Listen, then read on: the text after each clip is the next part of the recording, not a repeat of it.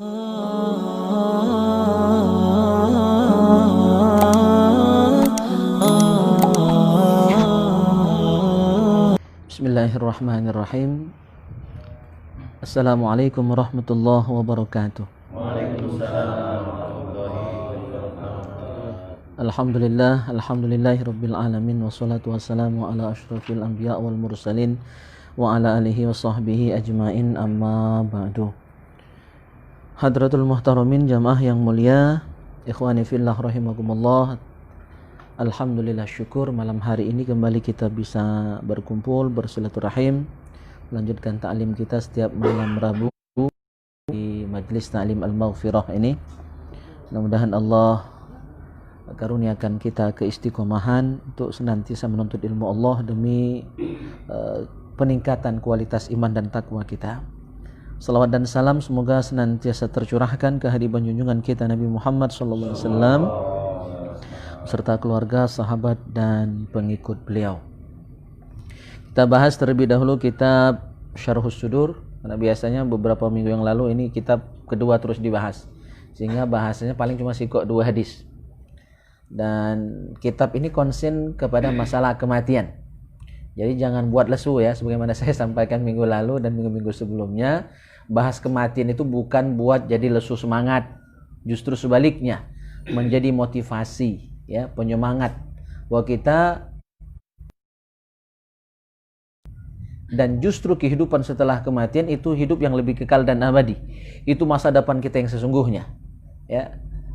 Hidup dunia hanya sementara, tetapi walaupun sementara menentukan lemah apa tidak di kehidupan setelah kematian ini. Itu ditentukan oleh hari-hari kita hidup di dunia ini, ya. Jadi ibaratnya hidup di dunia ini adalah modal, ya, modal, dan modal tadi kita pergunakan untuk usaha, ya, dagang dan lain sebagainya, dan kita berharap mendapat keuntungan yang sebesar-besarnya, ya. Kalau paca modalnya dikit, untung besar.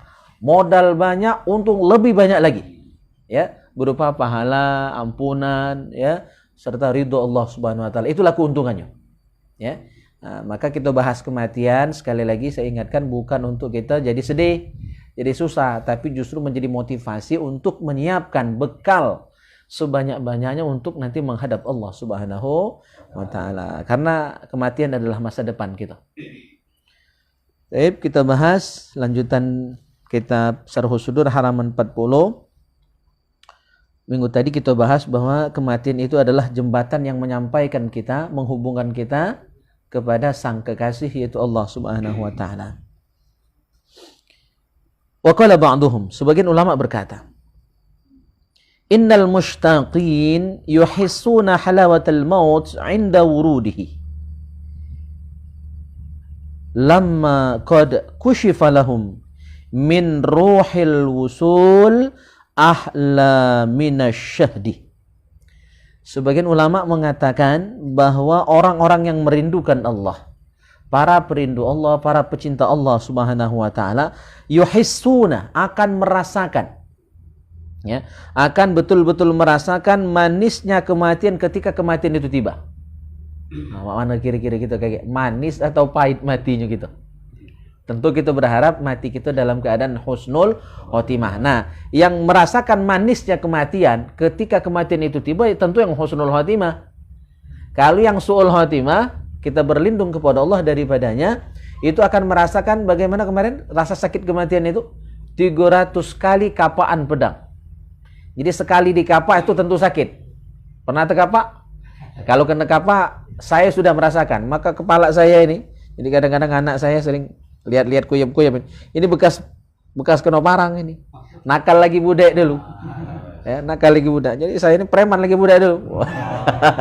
preman apa? Netak batang pisang.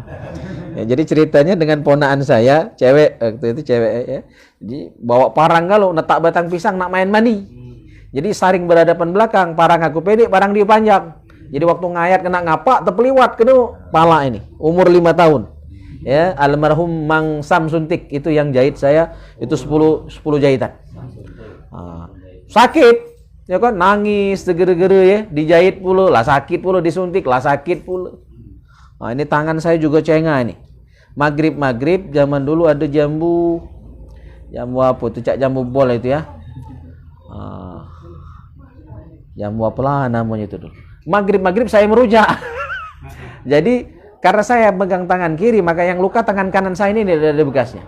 Nyaris putus. Jamu kemang. Ya, merujak jamu kemang petang hari maghrib. Orang semayang di depan rumah kami itu ada langgar Nurul Iman. Orang sering ngolah ya, sholat kok dilanggar katanya.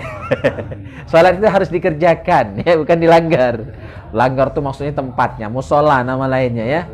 Nah, jadi saya merasakan, dan kita mungkin sudah merasakan sakitnya teiris, sakitnya dicubit ya, sakitnya kena kapak, manakulah merasakan sendiri. Tak lama.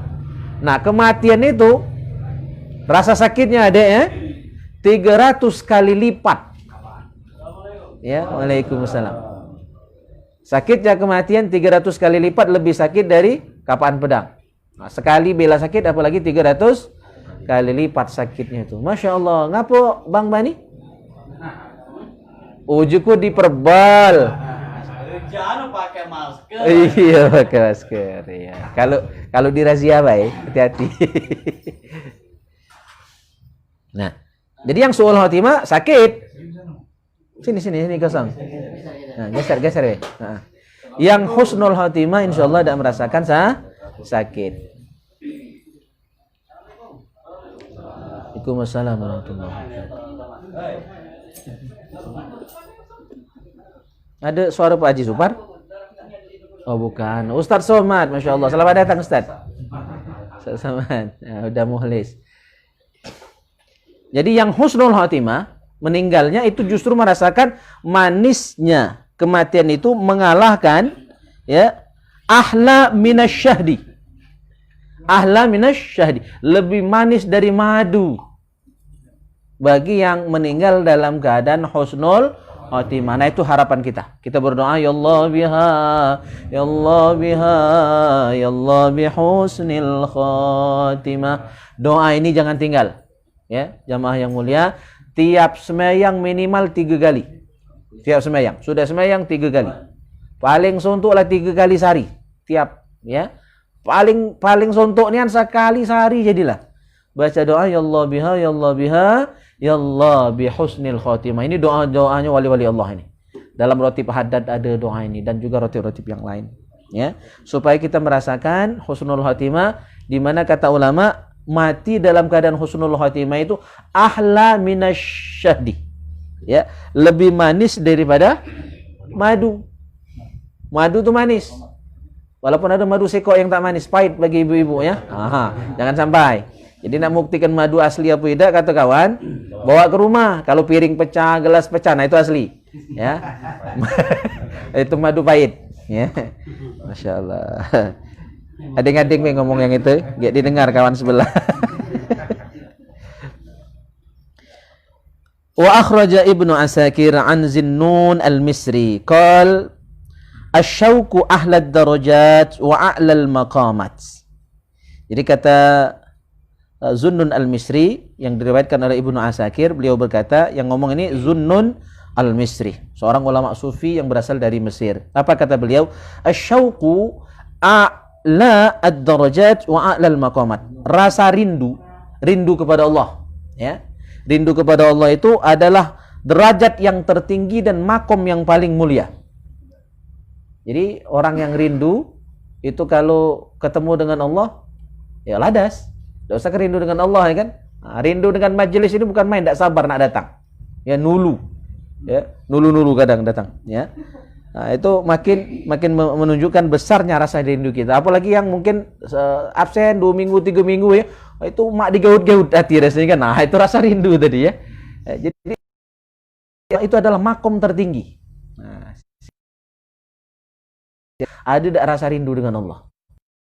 Jadi orang yang ada rasa rindu kepada Allah itu meninggal tuh justru paling dia rindukan, paling dia nanti.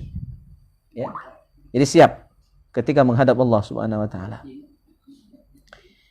Idza balaghaha al-'abdu istabta al-maut syauqan ila rabbih. Nah, orang yang punya rasa rindu kepada Allah, ya, ketika kematian itu tiba, dia istabta'ah, merasa telat datangnya kematian itu. Ngapa dak dulu-dulu mati? Ada tak punya perasaan baik teman kita? Kaget baik. Termasuk aku terus terang. Kalau baca kaget baik, berarti belum besar rindu kita kepada Allah, ya. Nah, ini kita baca ngukur ini. Orang yang cintanya kepada Allah sungguh besar, rindunya sangat besar kepada Allah, imannya, ya, iman yang mantap, itu ketika kematian tiba dia ngomong istabta'ah al-maut. Terlambat kau datang. Ya, ngapa dak kemarin-kemarin datang? Ya, nah itu bukti mahabbah, bukti rindu. Kalau kita kaget berarti belum besar rindu kita kepada Allah Subhanahu wa taala. Karena apa? Syauqan ila rabbih. Ya, rasa rindu kepada Tuhannya, wa hubban liliqaihi wan nazar ilaihi, dan hubban liliqaihi, cinta dengan perjumpaan kepada Allah Subhanahu wa taala, dan wan nazar ilaihi, ingin melihat, ya, Allah Subhanahu wa taala. Wa akhraja Ibnu Abi Dunya an Utbah al-Khawlani as-sahabi radhiyallahu annahu qila lahu inna Abdullah bin Abdul Malik kharaja hariban min at-ta'un. Jadi ada seseorang yang namanya Abdullah bin Abdul Malik. Keluar, beliau ini lari karena takut dengan penyakit taun. Berarti ini persis dengan situasi kita saat ini. Bahasan kita tentang riwayat ini. Ya. Jadi Abdullah bin Abdul Malik ini lari karena takut kena penyakit taun. Jadi taun itu nama penyakit. Kalau tubuh sehari-hari jadi taun, jadi apa? Jadi sumpahan, ya, taun ini kan. Nah, itu nama penyakit sebenarnya. Atau wabah yang berbahaya yang menular dengan cepat. Itu wabah taun. Maka Utbah al-Khawlani, seorang sahabat Nabi, ngomong, faqala inna lillahi wa inna ilaihi raji'un. Jadi ketika ada orang yang lari dari penyakit, lari dari wabah, ya, itu beliau bilang inna lillahi wa inna ilaihi raji'un. Jadi artinya beliau tidak percaya itu dilakukan oleh seorang muslim. Maksudnya, ya, kalau ada wabah biasa baik. Ya, man takdirnya kita mati, man tidak, ya tidak, ya kan? Waspada tetap, ikhtiar tetap, cuma jangan cak mati nak ketakutan itu. Sehingga kabar hoax itu diteguk mentah-mentah, ya kan? Takut luar biasa. Sehingga gawe tidak maksimal, ya kan? Pokoknya takut, ya. Padahal baru kabar-kabarnya baik. Maka kata beliau, ya, jadi tidak perlu takut dengan ada berita kematian, berita penyakit menular dan sebagainya itu. Ngapa tidak perlu takut? Nah, ini beberapa alasan yang beliau sebutkan. Awaluha. Ngapa tidak perlu takut mati? Ngapa tidak perlu takut dengan wabah yang sedang menular? Walaupun kita tidak nantang ya, tapi tetap waspada, ya, jaga kesehatan, jaga iman, jaga imun yang sering kita bilang. Yang pertama alasannya, kenapa kita tidak perlu takut dengan penyakit dan lain sebagainya? Awaluha liqa'ullahi ta'ala kana ahabba ilaihim minasyahdi. Bagi orang yang beriman kepada Allah, ya, berjumpa dengan Allah, yaitu kematian itu adalah sesuatu yang paling dicintai, paling disenangi, paling disukai, bahkan lebih manis dari syahdi, dari madu. Bagi orang beriman, ya. Bagi yang tak beriman, takut, tak lemak, mati. Ya, ninggalkan anak bini, ya kan? Ninggalkan makan lemak-lemak model ini, tinggal. Ya. Jadi kalau orang masih cinta dunia, dia takut mati. Tapi kalau orang cinta Allah, ya, kematian itu justru yang sangat dia senangi. Yang kedua, wathaniyah lam yakunu yakhafuna aduwan qallu au kathuru. Orang beriman itu tidak ada takut sedikit pun. Tidak ada rasa gentar sedikit pun kepada musuh. Banyak atau dikit musuh, tidak takut. Termasuk dengan penyakit. Biasa baik. Ya, kalau datang tubuh sabar, kalau tak sakit alhamdulillah. Orang beriman itu, ya. Kalau sakit sabar, kalau tidak sakit, kalau sehat alhamdulillah. Itulah sabar dan syukur serta ridho kuncinya. Yang ketiga, wasalitsah, kata beliau, lam yakunu yakhafuna awazan minad dunya. Ya, orang beriman itu tidak ada sedikit pun rasa takut. Lam yakunu yakhafun. Mereka tidak takut sedikit pun akan apa? Awazan. miskin, melarat, susah, fakir di dunia ini. Biasa be. Susah, buntu, sabar. Ya, jomblo, sabar. Soge, alhamdulillah. Jadi tidak takut dengan musuh banyak ataupun dikit, tidak takut miskin, tidak takut susah, tidak takut buntu. Mencari be dulu. Ya, buntu tak buntu urusannya kagak. Jualalah dulu, laku tak laku urusan Tuhan. Nak gerakkan hati orang, nak belanja dengan kita. Ya, tapi salah kalau tabah dengan kebuntuan cuma dekati usaha. Gawe dak tidur be di rumah. Nah, itu dacak ya. Nak pasrah dengan takdir itu buyan namanya lolo ya. Nah, yang namanya kita beriman kepada Allah itu ikhtiar dulu, laku dak laku kagak. Ya, begawilah dulu, mantanglah dulu, bukalah lapak dulu, warung dulu. Masalah wong nak beli apa tidak, itu urusan Allah, nak gerakkan hati mereka. Karena rezeki dari Allah. Cuma ikhtiar kita buka warung tadi. Karena apa? Kanu wathiqina billah ayyarzuquhum. Karena seorang mukmin ya wathiqina billah, percaya, yakin dengan Allah. Sangat yakin dengan Allah. Ya, karena Allah ayyarzuquhum, pasti mereka rezeki. Selama kita hidup pasti kita ada rezeki. Ya, kalau rezeki itu boleh habis, saat itulah kematian kita tiba. Jadi yakin be, tenang be. Ya, selama masih hidup insyaallah masih ada rezeki kita. Yang keempat, warabi'ah in nazala bihim ta'un lam yabrahu hatta yaqdiyallahu fihim ma qada. Jika memang taun tadi, ya, penyakit tadi bakal nak nyerang kita, ya, lam yabrahu, tidak perlu susah. Artinya kalau memang sakit, corona nak kena kita, nah Mang Wahab ya, sudah pengalaman. Entah benar entah tidak, kena beri kola ke kawan, baik. Beliau sakit ya. Nah, beliau merasakan betul, tenang baik. Walaupun sudah merasakan agak dikucil ke tak lemak-lemak kalau nak mesir orang cak agak jauh ya kan. Nah, beliau sudah merasakan. Mana perasaannya itu. Jadi lam yabrahu. Seorang mukmin tidak akan susah. Walaupun sakit tadi lah kena. Kalau tidak kena alhamdulillah. Kalaupun kena sakit lam yabrahu. Tidak susah. Hatta yaqdiyallah fihim ma qada. Sampai ya Allah mentakdirkan apa untuk dia. Kalau ditakdirkan mati, alhamdulillah, pacak berjumpa dengan Allah, ya kan? Kalau masih hidup cuma diuji dengan beberapa hari sakit, berarti itu peluang untuk dapat 3 hal. Nomor 1 apa? Sakit itu Allah ngampuni dosa kita kalau sabar. Yang kedua, dapat pahala. Yang ketiga, naik derajat, dapat 3 orang sakit kalau sabar. Kalau mati, berjumpa dengan Allah. Kalau sehat, alhamdulillah, ya kan? Macam makan lemak lagi ya deh. Nah, jadi bagi seorang mukmin ajaban, seluruhnya bagus. Ya, sakit alhamdulillah, mati. Siapa nak ucap alhamdulillah mati? Diam kali jadinya. Sehat alhamdulillah, sakit mati. Agak berat ucapnya.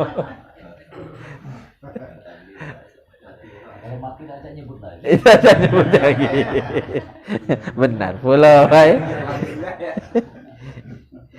Intinya kita terima baik. Ya. Terima baik. Saya tinggal bareng-bareng. Insyaallah. Nah, ini pertanyaan. Siapa yang sanggup jawab pertanyaan ini? Ya, wa akhraja Abu Nuaim fil Hilyatil Auliya an Ibni Abdi Rabbih ya, annahu qala li Makhul, atuhibbul jannah? Apakah kalian suka ya dengan surga? Pengen masuk surga? Beliau bertanya, wa man la yuhibbul jannah? Memangnya ada yang tidak cinta dengan surga? Memang ada yang tidak senang masuk surga? Ya. Qala, beliau menjawab, ya, kalau memang benar-benar pengen masuk surga, fahibbal maut, maka senanglah ketika kematian itu tiba. Ya, artinya tidak takut mati. Ya, kalau orang nak masuk surga harus tidak takut mati. Karena apa? Fa innaka lan taral jannah hatta tamut. Karena engkau tidak akan pernah melihat surga, tidak akan pernah masuk surga sebelum kematian tiba. Dakati yang masuk surga sebelum mati. Kecuali Nabi Idris. Nabi Idris ya, itu yang berkawan dengan malaikat maut. beliau yang coba-coba, trial and error, pengen mati. Ya, dicabut lahir. Oh, sakit luar biasa. Balik lagi karena cuma coba-coba kan, untuk nabi baca mentubuh jangan. Ya, malaikat tak balik lagi ya kan. Nabi Idris itu, ya karena beliau berteman dengan malaikat maut, akhirnya nak nerai, mak menerai sakitnya mati itu. Maka apa kata beliau? Setelah dibalikkan lagi, bagaikan kambing hidup-hidup dikuliti. Itu cerita beliau. Sakitnya kematian bagaikan kambing masih hidup dikuliti. Tadi apa? Perumpamannya bagaikan 300 kali kapaan pedang. Sakitnya matian. Nah, itu Nabi Idris.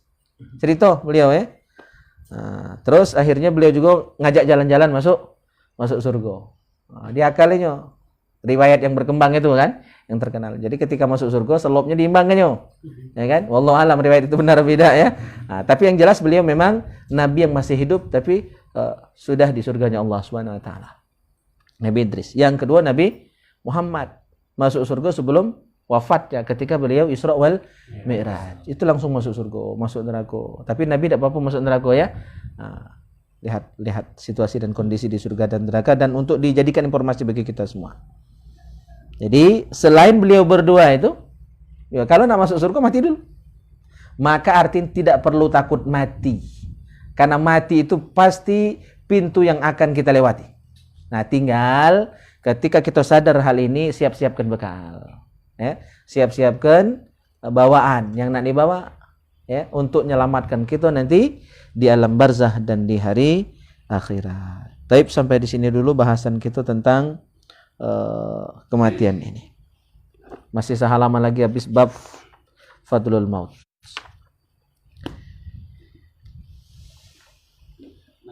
Ya. Jadi kalau seandainya kita belum lunas untuk membayar kode sholat, kemudian kita mati. Ya. Jadi gimana hitungannya? Sudah sering saya katakan, jadi yang penting niat kita, yang penting iktikad kita ada niat baik nak melunasi utang. Ya. Kalau sampai ajal kita tiba utang tadi belum dilunasi, utang sholat ya. Utang sholat tadi belum kita lunasi, cuma kita sudah berupaya semaksimal mungkin mengqadha semua sholat yang sudah kita tinggalkan. Nah, insya Allah Allah Maha Pengampun, itu tadi akan ada timbang terimanya, akan menjadi pertimbangan Allah untuk mengampuni dosa kita. Yang penting ada niat dulu, ada ikhtiar. Nah, yang salah itu adalah diremehkan. Lah tahu banyak qadha sholat, tidak ada ikhtiar sama sekali. Nah, itu yang bakal ditimbang. Ya, kalau tidak ada ikhtiar sama sekali nak mengqadha semua sholat yang pernah kita tinggalkan seumur hidup kita, itu nanti akan ada apa? Pengadilan. Dan setiap satu rakaat sholat yang kita tinggal, sudah sering saya sampaikan, wajib diganti dengan 70 rakaat sholat sunnah. Artinya tidak akan pernah bisa membalas itu. Ya, sholat wajib sehari 17 rakaat. Ya, satu rakaat kali 70, berarti berapa jumlah rakaatnya? 1190 rakaat. Sholat sunnah sebagai pengganti sholat wajib itu tidak akan pernah pacak bayar, walaupun rajin sholat. Berarti sholat sunnah 1000 rakaat tiap hari, itu levelnya para sahabat yang sudah kita bahas dalam kitab Iqamatul Hujjah, tidak tergantikan. Ya, tidak bisa kita nak balasnya. Artinya kodok itulah solusinya. Ya, daripada memperbanyak sholat sunnah, bagi yang banyak utang sholat lebih baik mengkodok. Jelas ya? Dahulukan kodok. Jadi yang punya utang sholat, qabliyah ba'diyah tidak wajib bagi dia, tidak sunnah bagi dia, justru berdosa. Dalam kitab Fathul Mu'in disebutkan orang yang punya kodok sholat haram melaksanakan ibadah sunnah, haram melaksanakan sholat sunnah. Ya, jadi dia tidak sunnah mengerjakan qabliyah ba'diyah yang punya utang sholat. Kodok baik-baik. Ya, sebelum datang ke masjid kodok, ya balik di masjid, balik ke rumah lagi lah kodok pula. Sesempatnya. Nah, begitu kita meninggal dunia sebelum habis, misalnya 1000 kali kita tinggalkan sholat baru tu bayar 50, nah sisanya itu wallahu alam, insyaallah kita sudah ada niat, sudah ada itikad. Bahkan kan orang yang bertaubat itu ketika dia taubat belum sempat mengqadha sholat misalnya, keburu wafat, maka itu diampuni oleh Allah. Ya, karena Allah lebih tahu dia meninggal sebelum sempat ibadat sama sekali. Ya. Nah, kalau kita masih ada umur, taubatnya harus dibuktikan dengan memperbanyak istighfar dan mengqadha utang-utang ibadah yang tinggal selama ini. Itu solusi dan sepakat para ahli ulama. Ya. Jadi kalau banyak tinggal ke sholat, taubat. Terus mengqadha sholat yang tinggal selama ini. Cuma itu caranya. Tidak baca nak diganti dengan duit. Kalau berduit banyak, tidak bisa dilunasi. Atau dengan memperbanyak sholat sunnah, tidak bisa.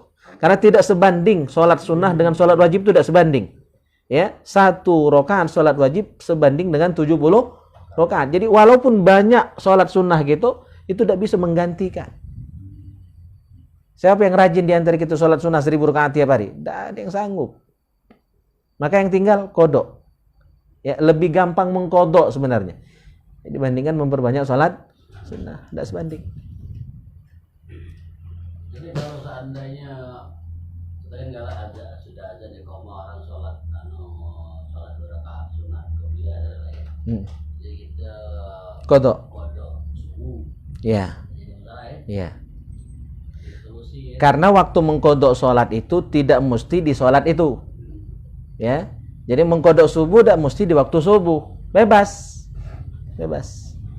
Ya. Pakai kunut itu tidak apa-apa tadi. Tidak apa-apa. Tidak apa-apa. Ya. Atau tidak ngangkat tangan. Angkat tangan. Gitu ini kan menghindari fitnah ya.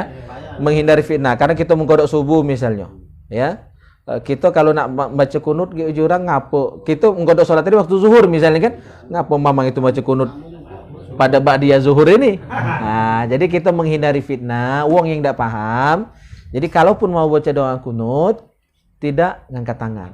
Karena itu juga variasi ya, khilafiyah. Ada yang mensunahkan ngangkat tangan, ada yang hanya selonjoran saja, itu tidak jadi masalah. Ya, boleh. Tidak dibacanya tidak apa-apa. Tidak dibaca pun sholat tetap sah. Ya. Ya. Artinya baca atau pakai kunut yang versi lain yang singkat. Karena kunut itu sebenarnya kata Imam Nawawi adalah doa yang dibaca ketika i'tidal, ketika berdiri. Itu makna kunut. Jadi boleh doa apapun. Yang singkat, Rabbana atina fid dunya hasanah wa fil akhirati hasanah wa qina adzabannar. Itu sudah cukup. Ya, atau ya, khusus yang ngodok tadi ya. Atau Rabbighfirli wali walidayya itu boleh. Rabbighfirli wali walidayya. Karena gitu jengok, kita tegak lambung ada kan kawan. Selesai kawan ini. Alang lambung banyak aja. Aku pernah tadi jadi masalah dan ini lah. Lama tegak, tidak gua angkat tangan. Cuma Iya. kunut itu agak lama. Sudah itu, sudah sholat tuh udah ngomongnya agak aneh kan. Atau ya itu sholat ini diterangkan. Cuma menak lebih jelas tanya dengan ustaz. Iya. Iya. Saya enggak tahu Yang doa kunut itu doa kalau itu kunut dengan kunut junudul kamal jidil hak kan. Itu kalau itu yang kunut junudul kamal jidil hak kan baru mah ini gimana ada itu kan doanya. Kalau kunutnya itu kunut junudul kamal jidil hak kan. Wallahu alam. Saya belum tahu kalau yang itu. Saya tahu kunut itu ya yang Allahumma hdina fiman hadait. Itu yang pertama dibaca. Tidak ada tambahan lain. Nah, kecuali di ujungnya sebelum sholawat ditambahi dengan doa tolak bala. Ya, boleh ditambah. Ya. Jadi silakan baca dalam kitab Al-Azkar. Beliau punya kitab Ustaz Solihun ya. Jadi dalam kitab Al-Azkar disebutkan oleh Imam Nawawi, inti doa kunut itu adalah doa yang dibaca ketika berdiri. Itu istilah untuk doa kunut. Maka bagi yang belum hafal boleh doa apapun. Atau sudah hafal, mau diganti dengan doa lain, boleh. Membaca doa Allahumma hdina fiman hadait itu afdol. Karena ada riwayat dari Nabi. Jadi hukumnya afdol, bukan wajib. Ya. Nah, artinya kalau diganti doa lain boleh.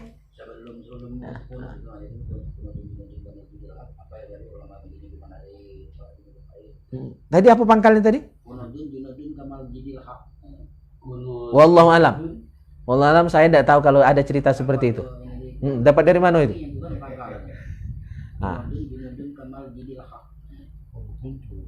Dapat dari mana mang riwayatnya itu? Ada yang Ustaz Amin di dusun dulu. Iya. Iya. Doanya dia pada Ramadan gimana ada itu. Kalau kunut aslinya itu dia atau itu. Junudun. Kunudun kamal jidil haq. Junudun kamal jidil haq. Kamasidil haq. Kamal jidil haq. Ya, Allah alam. Jadi intinya begini. Kalau saya tidak ketemu dengan keterangannya di kitab, di Al-Azkar itu seluruh zikir ada. Ya, seluruh zikir, bukan cuma zikir sholat, seluruh ibadah, ya, bacaan-bacaan, doa-doa, zikir-zikir dalam ibadah, di ajaran Islam itu diterangkan di kitab Al-Azkar. Jadi seandainya memang bacaan itu ada, tentu tertera di dalam kitab Al-Azkar. Nah, tapi saya tidak temukan. Nanti insya Allah kita cek lagi ya. Kalau memang ada kita pakai. Ya. Nah, kalau tidak kati, walaupun ajaran siapa, kalau tidak ada sumbernya, layak untuk kita tinggalkan. Minimal kita nilai kembali. Ya, kita pikir ulang untuk mengamalkannya. Karena ibadah harus ada pertanggungjawaban. Ya, tidak boleh macam-macam. Kita yang baca Allahumma hdina lagi dianggap kawan bid'ah, padahal jelas sumber hukumnya, jelas kitabnya ada. Ya, apalagi tidak ada di kitab. Maka saya berulang kali menerangkan kita belajar pakai kitab supaya ada referensi. Dan guru kami Kiai Balian marah betul kalau kami ngajar tidak pakai kitab. Cawisan tidak bawa kitab. Tidak ada pertanggungjawaban. Ya. Nah, nanti kita cari cek lagi ya. Cek lagi referensinya ada tidak. Tapi setahu saya belum ketemu keterangan seperti itu. Ada lagi?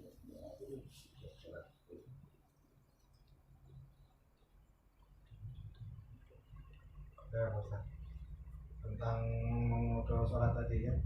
Zaman dulu kan sholat itu asal-asalan, kualitasnya kurang baik. Apakah itu perlu dikodo apa? Kalau masalah kualitas, ini juga pernah ditanyakan ke guru kami dulu, Ustadz Taufik Hasunuri almarhum. Ya, nah, kata beliau tidak perlu. Ya, yang harus wajib dikodok itu adalah yang jelas-jelas kita tinggalkan. Yang jelas-jelas kita tinggalkan. Nah, itu yang wajib dikodok. Kalau hanya acain dulu banyak belum husu, banyak belum bagus, ya, masalah-masalah sholatnya itu, wallahu alam. Pokoknya kita pasrahkan kepada Allah Subhanahu Wa Taala.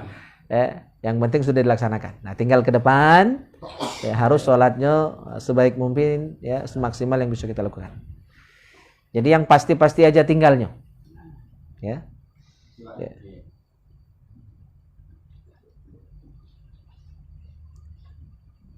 Oke, ada lagi? Boleh dicatat kan? Tadi doanya minta tolong dengan adik. Yang doa dari Ustadz Somad tadi. Biar kita cek.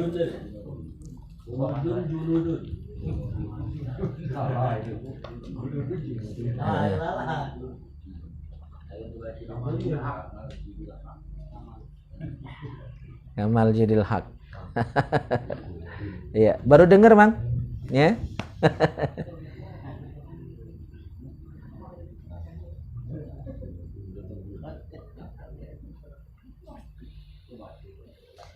Kalau benar saya siap menerimanya. Kalau salah siap juga kita tidak pakai. Itu sebelum masuk kunut atau angkat-angkat kunudun junudun itu ya. Kamal jidil haq. Itu kuat apa ada yang macamnya? Ya Ustaz Somad, kuat apa ada yang macamnya? Yang kunudun tadi.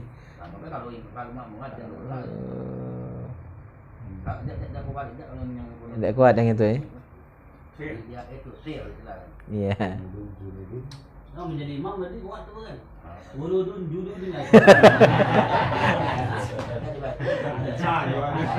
Iya. Nyual lagi.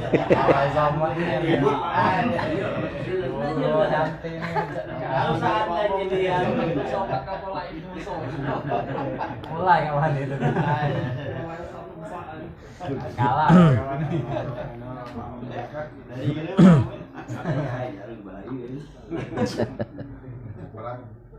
Aku tetap apa itu aku masuk lain dulunya. Itu doa kan kapan doa itu kan. Iya. Jadi kalau kami bilang itu tidak berhenti lagi. Iya. Jadi kalau doa kunut dalam mazhab Syafi'i sunnah ngangkat tangan tapi tidak sunnah ngusap ke muka. Jadi khusus doa dalam sholat tidak sunnah ngusap muka karena kita harus meminimalisir, menyedikitkan gerakan. Ya, ndak usahkan ngusap muka, kita muter-muter tangannya itu saja sudah makruh. Jadi itu. Jadi kalau dalam Syafi'i ngangkat sudah. Tidak turun kecuali selesai. Ya, salam baru boleh turun. Jadi ini ngangkat terus, bukannya sudah ngangkat turun enggak. Apalagi muter-muter. Makruh menurut Syafi'i. Ya. Menurut Imam Syafi'i makruh. Apalagi ngusap. Ngusap kan gerakan besar ini. Ini hanya gerakan kecil lagi makruh, apalagi gerakan yang besar. Ya. Makanya penelitian dari Profesor Said Agil Husin Al-Munawwar ya, tentang beberapa tata cara salat dalam 4 mazhab itu, beliau berkesimpulan bahwa salat yang lebih mendekati kehusyuan itu adalah salat cara Syafi'i karena sangat ketat aturannya. Kalau mazhab lain misalnya Hambali, jinggolah kalau rekaman sholat Masjidil Haram, Imam Masjidil Haram, itu kadang sambil menari ini. Kalau Syafi'i itu sudah makruh, bahkan bisa batal. Ya kan, kadang musab janggu. Jinggolah, tontonlah di YouTube video Imam Masjidil Haram memimpin sholat. Kita tidak nyalakan, itu cara mereka. Ya, cara dalam mazhab Hambali itu agak banyak gerakan. Yang kadang-kadang menari baju. Iya. Seperti itu kan. Syafi'i hati-hati itu. Ya, minimal makruh bahkan bisa batal. Nah, sehingga kesimpulan dari Pak Said Agil Husin Al-Munawwar lebih khusus sholat cara Syafi'i. Kalau ngirim Fatihah dengan Nabi itu boleh ya? Ngirim Fatihah. Iya boleh, Ya, sunnah. maksud aku dia kan kalau Ustaz kan galak itu, Ustaz kan Iya. yang itu dari daerah itu. Hah? Iya, itu. Dia kan waktu itu dia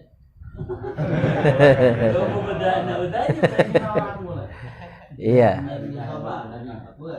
Iya, aku tahu cuma yang dia kan dia Fatihah, aku yang itu dulu kan. Buat Nabi Mustafa Muhammad Rasulullah sallallahu alaihi wasallam wa ala alihi washabihi ajma'in. Alhamdulillah. Tinggal tanya tapi Tidak, aku tuh boleh beda kalau aku jarang dia kan dia baca Fatihah. Aku baca itu dulu kan. hanya Pak Ustaz yang nanya. Iya, boleh. Ya, tentu boleh. Sebagaimana sholawat, kita baca ke Nabi, ya, Al-Quran, Al-Fatihah, Al-Quran 30 juz, kita bacakan ila hadratin Nabi Mustafa Muhammadin sallallahu alaihi wasallam dan seterusnya. Itu sebenarnya sama apa? Kita melemparkan bola, mantulin ke kita lagi. Nepak banyu merecek ke kita. Jadi bukan Nabi membutuhkan Fatihah kita, bukan Rasul membutuhkan sholawat kita, tetapi kita manfaat atau fadilah dari bacaan kita tadi itu balik ke kita lagi. Ya. Itu. Jadi itu yang diharapkan. Balasan minimal bacaan aminnya, balasan sholawat dari Rasulullah kepada kita. Nah, itu yang kita harapkan. Ya. Jadi manfaat dari sholawat kita, manfaat dari Fatihah kita tadi itu kembali kepada kita. Dan biasanya tradisi di kita, jadi ini termasuk ijtihad ulama ya sebenarnya. Ya, jadi kalau ditanya ayat, firman, hadis tentang perintah maju seperti itu memang tidak ada. Ya, tapi ini adalah ijtihad para alim ulama. Nah, niatnya apa? Tujuannya apa? Hikmahnya apa? Itu sama dengan tawasul dengan amal soleh. Kan baca Al-Quran amal soleh. Ya, baca Al-Quran amal soleh. Maka sebelum kita berdoa biasanya baca Al-Fatihah. Ya, itu harapannya dengan tawasul dengan amal soleh tadi. Ya, harapannya doa kita lebih mustajab. Itu tujuannya. Walaupun tidak masalah juga tidak baca Fatihah sebelum doa tadi, tidak jadi masalah. Ya. Tapi sebagian ulama mensyariatkan, ya, sebagian ulama mensunnahkan sebagai bentuk tawasul dengan amal soleh. Ya. Bahwa ada baiknya baca ayat Quran dulu, minimal baca Al-Fatihah. Ya. Nah, supaya doa kita lebih diharapkan untuk dikabulkan oleh Allah Subhanahu wa taala. Itu niat. Karena juga terkait misalnya ada hadis Nabi, orang yang mengkhatamkan Al-Qur'an itu, ya, falahu da'watun mustajabah. Ya. Man khatamal Qur'an falahu da'watun mustajabah. Orang yang mengkhatamkan Al-Qur'an, ya, ngaji dari juz 1 sampai juz 30. Terus dia khataman Al-Qur'an. Baca doa, khatam Quran. Maka doa khatam Quran itu termasuk doa yang mustajab. Ya, nah, tapi kan tidak mungkin setiap kali berdoa kita khatam Al-Quran 30 juz, kan tidak mungkin. Ya, tidak mungkin kan? Maka minimal baca ayat Al-Quran. yang merupakan intisari dari Al-Qur'an 30 juz, Al-Fatihah. Ya, jadi inilah ya kenapa ulama berfatwa berkesimpulan minimal baca Fatihah sebelum doa itu. Atau sudah doa baca Fatihah. Harapannya itu karena punya fadilah doanya lebih mustajab.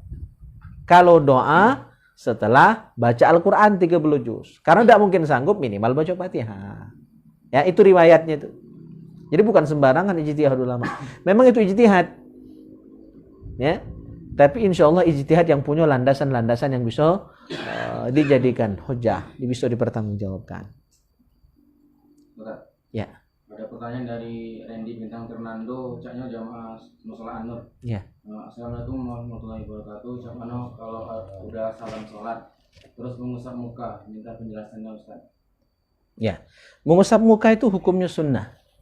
Ya, hukumnya sunnah. Karena sholat itu sama dengan doa. Bahkan sholat secara bahasa kan adalah doa. As-sholatu lughatan ad-doa. Sholat itu secara bahasa artinya adalah doa. Maka sama dengan kita berdoa ngusap muka, sudah sholat juga doa. Sunnahnya ngusap muka. Dan itu memang ada hadisnya. Ya, walaupun ada yang menilai sebagian hadisnya dhaif, tapi keterangan ahli hadis yang lain hadisnya adalah hasan. Ya, ada hadisnya, bahkan ada doa khususnya. Ini sunnah. Ya. Kalau ada yang tidak sependapat, biasa dalam masalah fikih ya.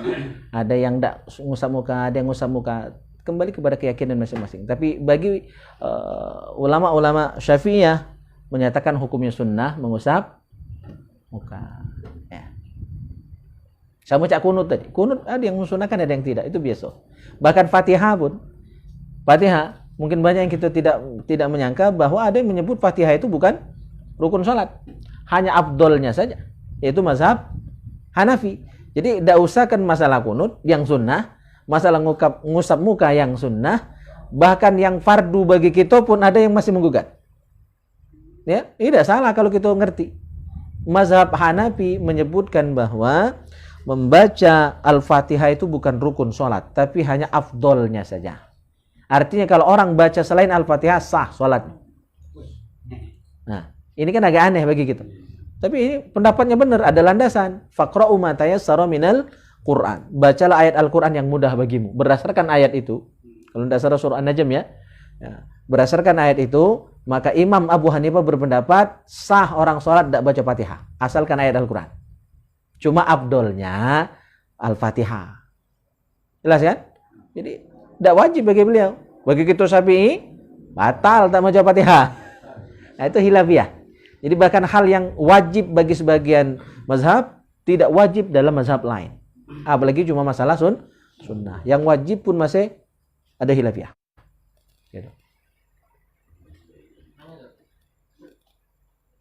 Jadi kenapa kamu ini aku pertanyaannya di postingan grup, cuma aku penasaran kan.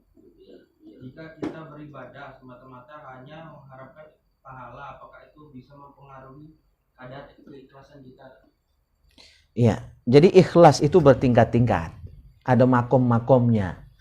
Ya, untuk orang awam itu sudah disebut ikhlas. Ketika dia ibadah ngarap pahala, pengen masuk surga, pengen dapat bidadari, ya. Itu ikhlas. Tapi level orang awam. Jadi tidak bisa disalahkan. Kan manusia tingkat-tingkat. Ya, sesama cak kai lah, ada yang buntu, ada yang setengah buntu, ada yang buntunya, ya kan? Ada yang orang kaya baru, ada yang kaya sejak lahir, ya kan? Macam-macam tingkatannya. Itu juga ikhlas, iman, seluruhnya ada tingkatan. Masing-masing orang berbeda. Ada pacak nak dipukul rata. Bagi orang awam, dia sudah dianggap ikhlas. Ikhlasnya orang awam. Artinya ikhlas level rendah. Level awam itu level rendah berarti kan? Ikhlas yang minimal. Ketika kita ibadah, niatnya ngarap pahala, pengen surga, takut neraka, pengen dinikahkan dengan bidadari, ya kan?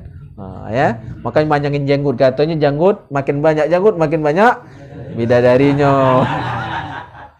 Niat-niat seperti itu kan memang ada hadisnya, ya kan? Memang ada ayat, ya, memang ada bisyarah dari Allah dan Rasulnya kalau kita beramal soleh dapat surga dan neraka. Dapat surga, ya, selamat dari neraka. Wa basyiril ladzina amanu wa amilus solihat anna lahum jannatin tajri. Memang ada ayatnya. Tapi kata ulama, di antaranya Imam Al-Ghazali, kalau niat kita cuma itu level orang awam. Jadi level orang awam itu ibadahnya bagaikan ibadah seorang buruh, pekerja, pegawai. Pegawai baru pegawai kalau digaji, coba kurangi gajinya. Tak semangat dia pegawai. Tak digaji berhenti. Itu level orang awam, levelnya pegawai. Nah, kita yang sudah belajar taklim, tiap malam Selasa, ada yang tiap malam taklim saya ikuti, harusnya level kita lebih lagi dari situ. Bukan kita tidak galak masuk surga, cuma jangan jadi tujuan. Ya. Yang salah itu jadi tujuan. Nah, level kita ini minimal khawas, di atas orang awam. Ibadah murni karena Allah, ngarap ridhonya. Ya. Jadi tidak salah. Tapi itu sesuai dengan makomnya, itu makom orang awam. Nah, yang salah itu adalah ibadah mengharap dunia. Itu yang salah. Ya, maka cak saya ini sebenarnya agak rawan. Kalau udah hati-hati, kalau udah pacak nyagu hati. Saya Imam Al-Amir, ada SK, bupati, bergaji. Kalau aku cuma senang dengan gaji aku itu, dengan Imam Al-Amir, SK bupati, bergaji, aku cuma senang puas dengan itu, maka itulah pahala. Tidak kati apa-apa yang dapat. Justru diancam masuk neraka. Hadisnya sering saya sampaikan. Jadi hadis itu saya hafal untuk nakuti diri dewe. Ya. Nah, syukur-syukur kalau kawan-kawan bisa juga mengamalkan hadis itu. Ya, terakhir saya sampaikan kemarin di Masjid Al-Jihad. Kita baik subuh di Masjid Al-Jihad Kayu Kuning. Apa kata Rasul? Man talabat dunya bi'amalil akhirah tamasallahu wajhahu 'alan nar. Barang siapa menuntut dunia, mencari dunia, nyari duit, nyari dunia itu maksudnya nyari pangkat, nyari jabatan, pengen jadi bupati misalnya kan, ya, tapi menggunakan amal-amal akhirat. Jadi amal akhirat tadi cuma tameng, tujuan dia sebenarnya doanya pengen dapat duit, pengen dapat pangkat jabatan, pengen keterkenalan, pengen orang tunduk sama dia, itu dunia kali itu. Pokoknya selain niat lillahi ta'ala, itu dunia. Nah, maka kita harus meluruskan niat. Wabil khusus saya yang paling terutama harus meluruskan niat. Jangan salah niat. Kata Rasul, man talabat dunia. Barang siapa mencari dunia. Bi amalil akhirah, dengan amal akhirat. Tahu deh amal akhirat apa? Semayang, puasa, taklim model ini, ceramah, ngaji, hafal Quran. Itu amal akhirat kan? Tapi cuma jadi alat untuk dapat dunia. Tamasallahu wajhahu 'alan nar. Masuk neraka. Nah, itu yang salah ada ya. Itu yang salah. Jadi agama cuma jadi alat. Agama cuma jadi alat untuk meraih tujuan dunianya. Pengen jadi pejabat, buat organisasi-organisasi Islam cuma jadi alat. Atau dia masuk ke organisasi Islam cuma jadi batu loncatan untuk dia dapat jabatan tertentu. Hati-hati. Seperti saya misalnya masuk MUI. Ngapa aku masuk MUI? Anggota MUI, pengurus MUI. Ngapa aku masuk MUI? Apa nak melurui umat atau nak dapat manfaat dari umat? Memanfaatkan umat untuk naik level, naik makom. Itu yang salah. Jadi kalau ngarap pahala, tidak salah. Ya, pengen terhindar dari neraka, tidak salah. Itu memang diperintahkan oleh Allah SWT. Ya, bahkan Nabi ngajarkan doa, Allahumma ajirna minan nar. Ya kan? Itu doa supaya terhindar dari neraka. Nabi ngajarkan, tidak mungkin Nabi salah. Cuma itu levelnya orang awam. Kalau levelnya orang-orang yang muqarrabin, orang-orang yang soleh, orang-orang yang ikhlas, orang yang mukhlis itu orang yang ikhlas dari udah ya. Maka level mereka itu kayak Rabi'ah. Apa Rabi'ah itu? Kisah beliau kan, suatu hari beliau lari ya, bawa obor, ngapo nak makar surga katanya. Itu sebenarnya kan majas. Bukan dalam bahasa hakiki kan, bawa obor nak makar surga. Mana nak makar surga? Surga itu di mana letaknya kan? Tapi itu sebenarnya ingin menyindir kita. Ya, kita ini jangan ibadah ngarap surga karena ya tidak layak kita nih. Ibadah kita tahu deh kita kualitasnya. Lah banyak bolong-bolong, ikhlasnya jauh, ya, khusyuknya jauh. Ya, minta surga, ya kan? Nah, suatu hari juga beliau bawa air, ngapu nak nyiram neraka. Itu majas, itu sindiran untuk itu. Jangan ibadah itu karena takut neraka, tapi murni karena Allah. Ikhlas karena Allah. Nah, itu yang beliau bahas itu level di atas awam. Orang awam Silakan, itu baru level dia. Jangan kita paksa. Anak TK disuruh belajar filsafat tak nyambung. Kan? Gitu. Mahasiswa belum tentu ngerti filsafat. Pening malah. Makanya banyak kawan-kawan yang belajar filsafat itu ngobat tak semayang. Ya. Filsafatnya error gara-gara belajar filsafat. Apalagi budak TK, budak SD belajar filsafat. Ya. Jadi ada makom-makomnya. Orang awam ibarat budak TK. Ya kan, naik dikit SD, naik dikit SMP, SMA. Itulah level-level iman kita. Tak pacah anak disamakan. Tapi khusus kita yang sudah belajar, kita berharap ya tidak lagi karena itu tadi, murni karena Allah. Makanya berkali-kali dalam niat ibadah kita di ujungnya coba perhatikan. Salat, sholli fardhu subhi rakaataini imaman atau makmuman, apa ujungnya? Lillahi ta'ala. Sebelum sholat itu kita wudu. Apa niat wudu? Nawaitul wudu'a liraf'il hadasil asghari fardhan lillahi ta'ala. Mandi wajib nawaitul ghusla liraf'il hadasil akbari an jami'il badani fardhan alayya lillahi ta'ala. Cewek. Coba cewek. Jadi kalau sholat lillahi ta'ala wajar, puasa lillahi ta'ala wajar, wudu lillahi ta'ala wajar. Cewek. Lagi kita diajar kenal ulama kita mana? Niat cewek. Nawaitul istinja'ah minal bauli wal ghaiti lillahi. Cewek pun harus ikhlas. Apalagi lebih dari cewek. Paham maksudnya? Jadi lillahi ta'ala itu yang dinomor satukan. Supaya liyatahaqqaqa maknal ikhlas. Tujuan kita membaca lillahi ta'ala di setiap lapas niat salat kita usuli dan nawa itu tujuannya liyatahaqqaqa maknal ikhlas. Supaya betul-betul terwujud keikhlasan di hati kita. Maka disebut terus, biar terkenang. Aku ini sembahyang bukan tujuan doanya. Aku sembahyang bukan ngarap surga. Aku sembahyang bukan takut disiksa di neraka. Tapi ikhlas karena Allah. Maka ibadah yang tertinggi itu adalah yang mahabbata. Ya, mahabbah. Mahabbatan washtiyaqan lillah. Rindu dan cinta kepada Allah. Itu niat ibadah yang nomor satu. Kalau masuk neraka, sah. Tapi ikhlasnya orang awam. Ya. Yang sudah belajar, itu karena cinta. Ibadah karena cinta. Bukan karena takut. Ya, oke. Jadi ada kelas-kelasnya masing-masing. Ini soal amalan-amalan itu tadi. Yang kadang gitu tadi dapat amalan. Ini amalan ini, baca ini lagi rezeki ini, udah baca ini, amalan ini lagi dapat faedahnya ini gitu ya. Jadi termasuk di hadis yang dunia, di hadis yang Ustaz baca tadi itu, yang soal kita mengamalkan sesuatu demi faedah. Ini kan karena ada faedah. Aku mengamalkan ini karena faedahnya ini, gitu kan? Nah, kebanyakan seperti itu kan? Kalau baju baru. Hah? Baju. Iya, amalan cak aman kalau kamu ngamal apa ya? Nah, ini kan ada faedahnya. Nah, karena ada faedahnya inilah yang diamalkan sama saudaraku. Termasuk di hadis itu yang ya. Tadi. Jadi yang diancam neraka tadi itu yang semata-mata. Semata-mata tujuannya dunia. Jelas bahasanya tadi ya, talabat dunia bi amali akhirah. Mencari, nuntut, ngejar nian dunia dengan amal akhirat. Nah, tetapi ketika kita ikhlas karena Allah, ngamalkannya. Ikhlas. Ya, tetapi karena tahu faedah tadi jadi lebih semangat. Tidak salah. Tidak salah. Yang penting lillahi ta'alanya nomor satu. Ya. Ada tujuan-tujuan lain yang ngiringi, ada niat-niat lain yang kita bahas dalam kitab dunia, itu tidak salah. Ya, tidak salah. Yang penting lillahi ta'alanya itu yang paling besar. Atau tidak usah disebut niat-niat lain tadi, otomatis gitu. Pokoknya kita amalkan ikhlas. Nah, kalaupun ada fadilahnya, alhamdulillah kita terima. Ya.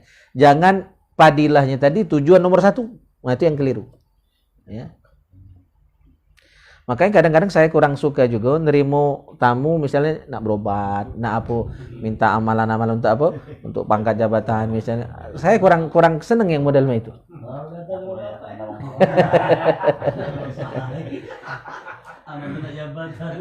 Ya, bahkan guru kami juga kadang-kadang ringam lagi kami belajar, lagi asik beliau ngajar, tiba-tiba ada tamu, ya tujuan dia pasti dunia. Pejabat datang supaya langgeng jabatannya. Beliau sebenarnya kurang senang. Cuma cara kiai diladini galau, tidak ditunjuk ke baik, tidak senang gitu. Tapi beliau dengan kami ngomong cerita, tidak senang sebenarnya. Karena ulama itu untuk mencerahkan umat, bukan cuma untuk urusan dunia datang ke kiai itu. Kalau kita sekarang kan kadang-kadang tujuannya udah lain, datang ke kiai untuk selfie, datang ke kiai cuma untuk melanggengkan jabatan misalnya kan. Nah, silakan punya kepentingan itu. Cuma kalau baca minta nasihat dulu, ya kan, bertanya hukum dulu. Nah, ujung-ujungnya nah itu enggak apa-apa. Ini kadang-kadang cuma sikok itulah tujuannya. Penglaris misalnya kan. Amalan cita-cita dapat itu tak datang lagi. Iya, lupa.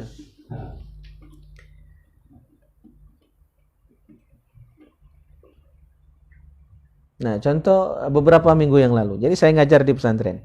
Ya, jadi ada orang nitip minta doa kan, ya, karena kebetulan nak tes PNS, ya. Jadi minta bacakan surah Yasin dengan santri. Saya lagi ngajar, tersinggung aku. Ya. Jadi juga agama ini cuma untuk inilah lah, Ben. Saya lagi ngajar, baru masa pagi jam 9. Maksud aku kalau nak melaksanakan itu apalah sudah budak sekolah keluar atau di luar jam belajar, marahin kan? Ya. Jadi jangan agama cuma untuk jadi alat-alat mah itu, baik. Ya, sampai ngorbankan waktu belajar sana. Saya marah yang hal-hal yang seperti itu. Maka tidak kuladi ini biasanya. Ya. Ada waktu. Baik.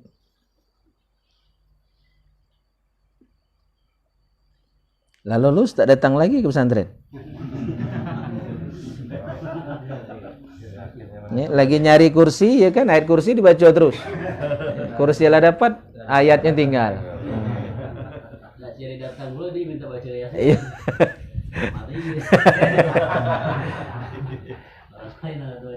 Cuma ya kadang benar juga, daripada dia lari ke dukun ya kan, lebih baik dia lari ke kiai. Nah kadang lah benar pula. Nah di situ kadang dilemanya. Maka masih diladeni. Masih diladeni. Ya, syukur dia masih lari ke kiai, ke ustaz, minta doa ya kan. Dilema kan hal-hal seperti itu. Baik, ada lagi. Nyampaikan lagi dari Kak Dedi Irawansyah. Assalamualaikum Tak, mau bertanya.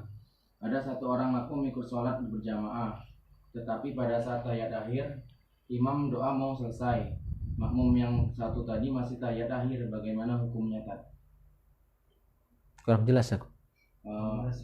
Ya. Satu orang berjamaah, kan tahiyat akhir. Sudah tahiyat akhir, imam tuh sudah doa mau selesai, tapi makmum itu masih tahiyat akhir. Itu hukumnya bagaimana? Salat. Mungkin seperti itu. Oh iya. Oh, imam lah berdoa. Masih tahiyat mungkin. Ya. Jadi kalau kita makmum masbuk itu tahiyat kita cuma baca tahiyat awal, ya. Tuh. Hukumnya seperti itu. Jadi ketika imam salam, ya, kita berdiri. Salamnya pun salam kanan kiri, ya. Kalau salam pertama kita berdiri makruh. Jadi harus salam yang kedua baru kita berdiri. Jadi makmum masbuk walaupun kita belum baca tahiyat, misalnya kita cuma dapat rakaat terakhir itulah. Berarti kan belum tahiyat bagi kita kan? Nah, kita tetap sunnah baca tahiyat menghormati imam saja. Yang kita baca hanyalah tahiyat awal. Artinya cuma sampai Allahumma salli ala sayyidina Muhammad. Hanya sampai situ. Nah, kita sampai di situ diam baik. Imam kan lanjut sampai akhir tuh. Ya, kita cukup Allahumma sholli ala Muhammad. Nah, dalam diam itu boleh kita zikir dalam hati, ya Allah, Allah. Dalam hati baik. Ya, sudah sampai Allahumma sholli ala Muhammad. Nunggu imam salam. Ketika imam salam, kita makmum masbuk tadi baru berdiri melanjutkan sholat gitu. Ya, gitu. Mungkin maksudnya ini dia imam muwafiq, makmum muwafiq, tapi apa namanya? Imamnya sudah mau doa selesai tapi dia masih tahiyat akhir kan? Maksudnya begitu mungkin. Makmum muwafiq. Ya. Berarti dia nambah doa. Ya, kemungkinan nambah doa. Kalau dia cuma sekedar baca tahiyat, seharusnya tidak selama itu kan? Nah, jadi ada ukuran. Kalau dia mau baca doa setelah tahiyat, boleh. Bahkan sunnah. Ya, ada 3 macam doa yang sunnah dibaca setelah tahiyat. Tapi doa itu tidak boleh lebih panjang dari bacaan tahiyat akhir. Ya. kalau bacaan doanya lebih panjang dari tahiyat akhir, misalnya bacaan tahiyatnya sekilat, ya, doa tadi tengah 2 kilat, lebih panjang kan? Sedepul lah panjangnya itu. Maka sholatnya batal. Ya, jadi bukan hanya tahiyat yang batal, sholatnya batal. Karena memanjangkan rukun yang tidak panjang. Sholat itu yang panjang, rukun boleh panjang itu cuma berdiri. Ya, dengan panjangnya ayat atau cuma lamu berdiri, setengah jam berdiri. Ya, baru ruku. Boleh. Atau sujud. Ruku, sujud. Boleh panjang. Nah, 3 itulah. Berdiri, ruku, sujud. Dari 13 rukun sholat, 3 rukun ini boleh panjang. Ya, tidak ada batasan maksimalnya. Kalau sholat dewean, setahannya. Kalau dewean. Kalau berjamaah tentu ada ukuran. Harus mempertimbangkan kondisi makmum.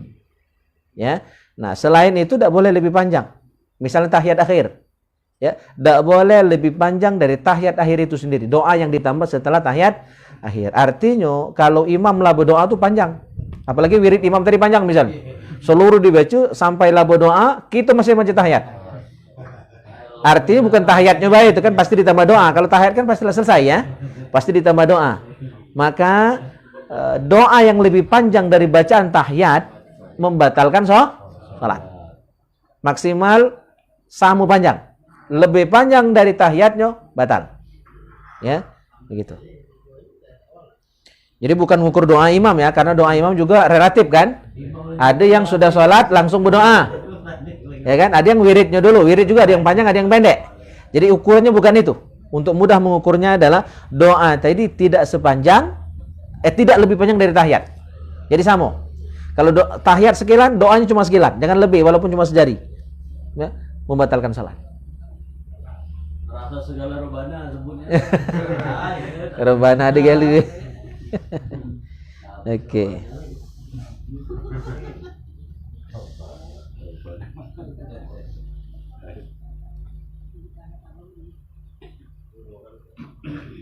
Oke, kita bawa kitab Abwabul Faraj. Ini kitab doa-doa ya. Dan ini banyak fadilah. Tidak salah ngamalnya. Kita akan bahas fadilah basmalah. Ini luar biasa bismillah ini ya. Dalam kitab Khazinatul Asrar disebut kitab Allah itu ada 104, 100 suhuf, 4 kitab. Totalnya itu seluruh ada di Al-Qur'an 30 juz. Nah, Al-Qur'an 30 juz intisarinya ada di mana? Di Al-Baqarah. Surah Al-Baqarah intinya ada di mana? Di Al-Fatihah. Al-Fatihah intinya di mana? Bismillahirrahmanirrahim. Maka wajar kalau kita disuruh baca bismillah dengan karena itu inti dari Al-Qur'an yang 30 juz itu, ya. Nah, fadilahnya. Qala ba'du ahli al-ma'rifah. Ulama ahli ma'rifat mengatakan al-basmalatu kalimatun qudsiyatun min kanzil hidayah. Itu bismillahirrahmanirrahim adalah kalimat yang suci yang merupakan perbendaharaan hidayah, simpanan hidayah Allah Subhanahu wa taala. Wa khul'atun rububiyatun min khila'il wilayah, dan juga merupakan harta ya ketuhanan. Ya, pilihan ketuhanan yang berasal dari pilihan-pilihan dari harta-harta kewalian, ya, dari kekayaan kewalian Allah. Wa wuslatun qaribatun li ahlil inayah, dan merupakan ikatan, sambungan, penghubung yang mendekatkan kepada ahlil inayah, orang-orang yang layak mendapatkan pertolongan Allah Subhanahu wa taala. Wa rahmatun khassatun li ahlil jinayah, dan merupakan rahmat khusus bagi orang-orang yang berdosa. Wahia ayatun inda Syafi'i, dia merupakan ayat dalam setiap surah menurut Imam Syafi'i. Jadi setiap surah itu ayat pertamanya adalah basmalah menurut Imam Syafi'i. Wa inda Abi Hanifah rahimahumullahu taala annaha ayatun fazzatun ay munfaridatun. Tetapi menurut Imam Abu Hanifah dia ayat khusus, ya, bukan ayat pertama dari setiap surah. Unzilat lil fasli bainas suwar, yang diturunkan Allah untuk memisahkan antar surah. Yubda'u bihal Qur'an tayammunan wa tabarrukan, dan basmalah itu menjadi pemula, ya, awal dari Al-Quran sebagai apa? Tayammunan. Tayammun itu tanda baik, ya, nasib baik, wa tabarrukan, dan keberkahan untuk kita. Jadi ayat pertama dari suratul Fatihah, ya, pertama kali kita baca Al-Quran adalah membaca basmalah dulu. Nah, itu sebagai tayammunan wa tabarrukan, tanda baik, ya, dan tanda keberkahan. Qalu, ulama berkata, al-hikmatu fi annaha laysat bi ayatin tammatin fil Quran. Kenapa Fatihah itu basmalah itu bukan ayat yang sempurna dari Al-Quran? Kalau kita ikut mazhab Abu Hanifah. Alla yakuna al-junub wal haid wan nufasa mamnu'in anha inda kulli amrin zibalin. Supaya, ya, jadi kenapa Al-Quran Fatihah itu bukan ayat Al-Quran secara utuh? Kalau kita ikut mazhab Syafi'i, basmalah adalah ayat Al-Quran, ya. Nah, tapi kalau mazhab lain, basmalah itu bukan ayat Al-Quran. Pengarang kitab ini bermazhab Maliki. Sayyid Muhammad bin Alwi al-Maliki ini bermazhab Maliki. Jadi beliau tidak bermazhab Syafi'i. Sehingga wajar kalau beliau berpendapat bahwa sama dengan keyakinan Imam Abu Hanifah dan Imam Maliki bahwa basmalah bukan ayat dari suratul Fatihah dan surah-surah lain. Dia hanya diturunkan sebagai pemisah. Ya. Ayat Al-Quran diturunkan sebagai pemisah antar surah, hanya untuk ngawali surah Al-Quran saja. Tujuannya apa? Supaya orang-orang yang lagi junub, orang yang lagi haid, orang yang lagi nifas tidak terhalang untuk maju bismillah. Nak makan kan baju bismillah, nak minum baju bismillah, nak apapun baca basmalah. Nah, kalau yang kita dah haid, dah nifas, dah jadi masalah. Tapi wanita-wanita yang sedang uzur, kalau basmalah itu adalah ayat Al-Quran secara utuh sebagaimana Al-Fatihah, Al-Baqarah dan sebagainya, maka tidak boleh baca bismillah. Karena dia ayat Al-Quran. Tapi kalau dalam mazhab Syafi'i boleh walaupun lagi haid, cuma jangan niat ngaji. Baca bismillah tadi, niatnya zikir. Tapi dalam mazhab lain, ya, itu memang boleh secara umum, karena memang dibolehkan wanita haid dan uzur tadi untuk membaca basmalah, ya, karena dia bukan seperti ayat Al-Quran lainnya. Kasyahadatain lam yajtami'a fil Quran fi mawdi'in. Sama seperti dua kalimat syahadat. Itu kan tidak ada secara utuh di dalam Al-Quran. Ada ayat secara utuh yang menjelaskan dua kalimat syahadat secara utuh. Kalaupun ada, itu cukup la ilaha illallah biasanya. Tidak disertai dengan Muhammadur Rasulullah. Jadi dua kalimat syahadat itu bukan ayat Al-Quran.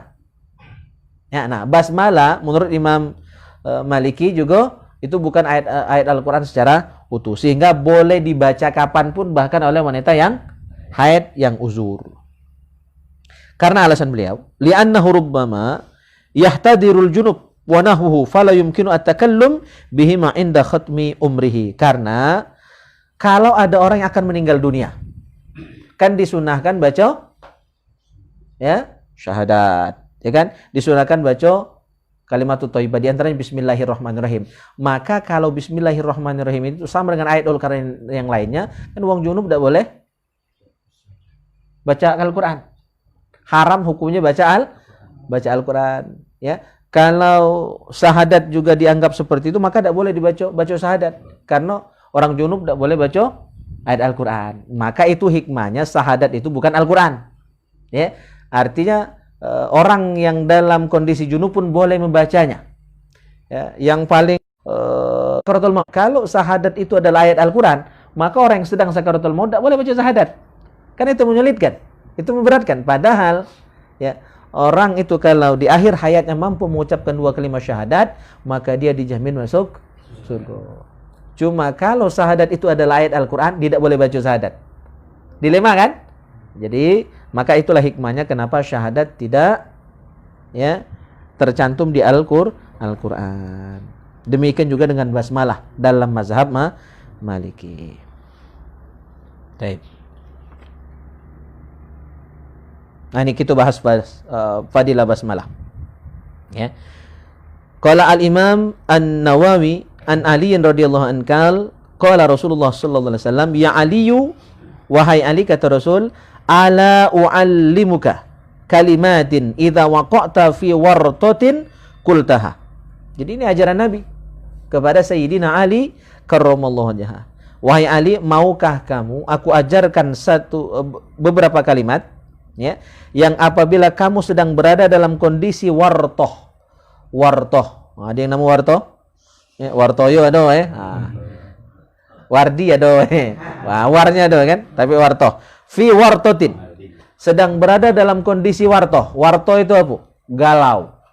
Atau dalam kondisi buntu. Lagi sulit, lagi susah. Siapapun yang sedang dalam kondisi susah, kata Rasul, kultaha, ucapkan. Apa yang diucapkan? Ya, maka Ali bertanya, kultu bala, ja'alani Allah fidak. Ya, galak ya Rasul, kata Ali bin Abi Thalib. Apa bacanya? Qal, idza waqa'ta fi wartatin, apabila engkau sedang dalam kondisi susah, ya, sulit, atau dalam kondisi halak, dalam kondisi bahaya. Zaman sulit ini mungkin yang berjualan diadang wong ya dan sebagainya, dalam kondisi yang sulit membahayakan, maka ucapkan kata Nabi, Bismillahirrahmanirrahim, wala haula wala quwwata illa billahil aliyil azim. Ya, amalannya itu sudah kita sampaikan waktu itu Rasul. Tapi ini fadilah lain. Bismillahirrahmanirrahim, wala haula wala quwwata illa billahil aliyil azim. Dah disebut jumlah. Ya, nak sekali, nak dua kali, terserah. Sebanyaknya artinya. Bismillahirrahmanirrahim. Wala hawla wala quwwata illa billahil aliyil azim. Kata Rasul sallallahu alaihi wasallam, fa inna Allah ta'ala yusrifu biha ma sya'a min anwa'il bala'i. Karena Allah, kalau kita baca kalimat itu tadi, akan menyisihkan, menghilangkan, menjauhkan dari kita segala macam bala. Jadi ini bagian dari doa. Doakan perintah Allah. Ya. Jadi amalannya mudah. Bismillahirrahmanirrahim. Wala haula wala quwwata illa billahil aliyil azim. Baik, sampai di situ. Hafal kalau kan? Bismillahirrahmanirrahim. Wala haula wala quwwata illa billahil aliyil azim. Terlalu kalau tak hafal. Jadi baca sebanyak-banyak. Silakan.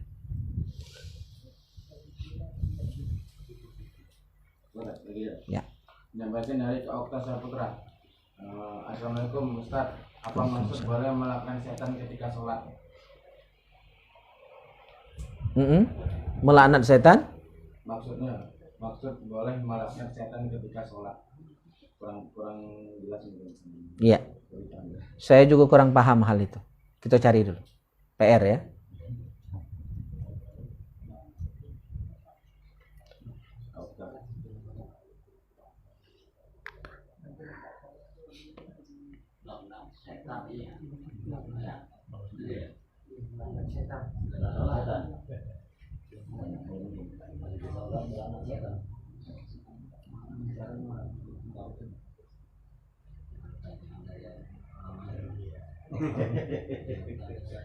Kalau berlindung ya.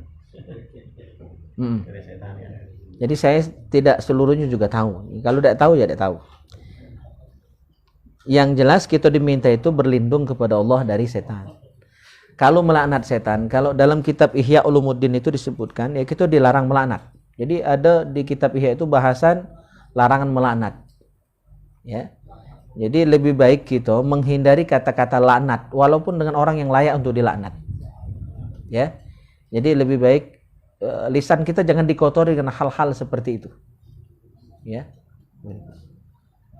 Maka untuk jawaban lebih nanti kita cari lagi di referensi ya, apa maksudnya. Tapi ketika melaknat itu kurang bagus. Siapapun ya, walaupun orang jahat ya, sekali Fir'aun sekalipun ya, jangan biasakan lidah kita untuk melaknat. Karena ketika tiap hari lidah kita melaknat itu nanti akan mengotori hati kita dewek. Ya, biarlah urusan itu laknat itu urusan Tuhan. Ya. Urusan kita pokoknya sibuk dengan diri kita. Selamat apa tidak kayak. Dan tidak kati untungnya juga melaknat setan, ya kan gitu. Ada fadilahnya, dapat pahala tak kira-kira? Ya. Ya, tapi nanti kita cari dulu referensi.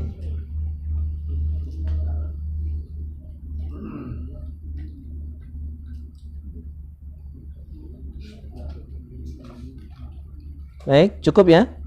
Lagi nggak? Masih ya, silakan. Wah, hehehe. Nah, aku tadi tanya orangnya.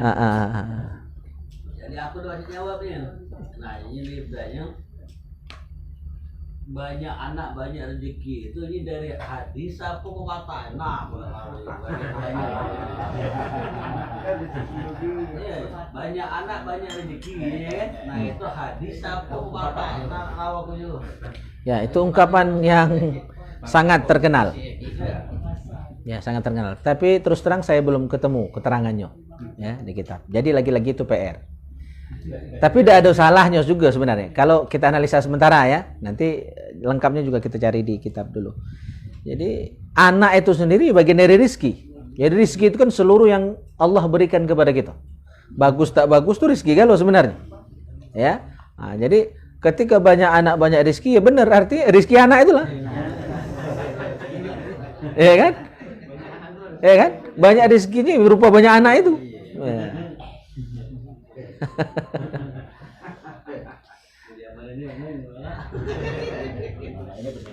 Tapi ya kita meluruskan makna rizki ya. Rizki itu ada dua. Ada rizki lahir, ada rizki batin. Rizki lahir itu berupa makan, minum dan hal-hal zahir ya. Hal-hal fisik, rumah ya kan, kendaraan. Itu rizki zahir. Kita kadang-kadang cuma fokus di situ. Ya. Padahal ada rizki batin. Rizki batin itu apa? Ilmu. Jadi ilmu yang kita belajari, yang kita pahami, yang kita amalkan, itu rizki juga dari Allah. Maka kalau belajar cepat nangkap, apa lambat nangkap, itu tergantung rizki masing-masing. Makrifat, ya, ibadat, ada ketenangan batin, ada kehusuan ketika ibadat, itu rizki. Ya, maka orang husu dah husu itu rizki dari Allah. Pokoknya semayang dulu. Sama cak kita mencari duit kan, dikit banyak, ya, penghasilan kita itu bukan tergantung keras tidak keras yang kita begawe, tergantung rizki dari Allah. Kalau masalah keras begawe, tukang itu lebih keras begawenya. Tapi kan gajinya kalau oleh pengusaha ada ya, oleh direktur lebih tinggi direktur, padahal cuma duduk-duduk ya kan, cuma tanda tangan. Gawenya kan tidak berkeringat di ruangan AC dingin sejuk, makan lemak dilayani, tapi gaji besar. Yang ngayu apa? Becak berkeringat, terbegal, sengal kan? Nah, jadi tidak diukur dari keras tidak kerasnya usaha, tapi dari rizki. Ya, ya. Nah, jadi rizki itu ada rizki lahir, ada rizki batin. Rizki lahir makan, minum, duit dan sebagainya. Rizki batin berupa ilmu, ya, kehusuan dalam ibadat, itu rizki. Makrifat itu rizki. Jadi kalau banyak anak banyak rizki, benar. Analisa sementara, ya banyak anaknya itu rizkinya itu.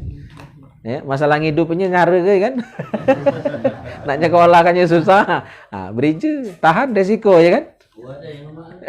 Buat lemak ngurusin sar.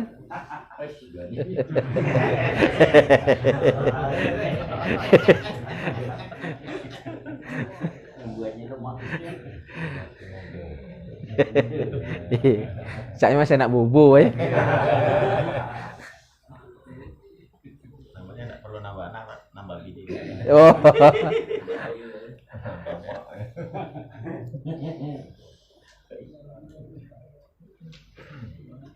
Masih? Bang Bani? Cukup. Jadilah. Iya. Lah dulu. Baik, kita cukupkan dulu taklim kita malam ini. Kita akhiri dengan doa kafaratul majlis. Subhanakallahumma wa bihamdika asyhadu an la ilaha illa anta astaghfiruka wa atubu ilaik. Bismillahirrahmanirrahim. Alhamdulillahi rabbil alamin. Allahumma salli wa sallim ala sayyidina Muhammad wa ala ali sayyidina Muhammad. Rabbana ighfir lana wa liwalidina warhamhum kama rabbawna shighara wa li jami'il muslimina wal muslimat wal mu'minina wal mu'minat al ahya'i minhum wal amwat innaka ala kulli syai'in qadir. Allahumma barik lana fi auladina wahfazhum wa la tadurruhum warzuqna وبرهم ربنا هب لنا من الصالحين ربنا هب لنا من الصالحين ربنا هب لنا من الصالحين ربنا هب لنا من أزواجنا وذرياتنا قرة أعين واجعلنا للمتقين إماما ربنا آتنا في الدنيا حسنة وفي الآخرة حسنة وقنا عذاب النار وصلى الله على خير خلقه محمد وعلى آله وصحبه أجمعين والحمد لله رب العالمين تقبل الله منكم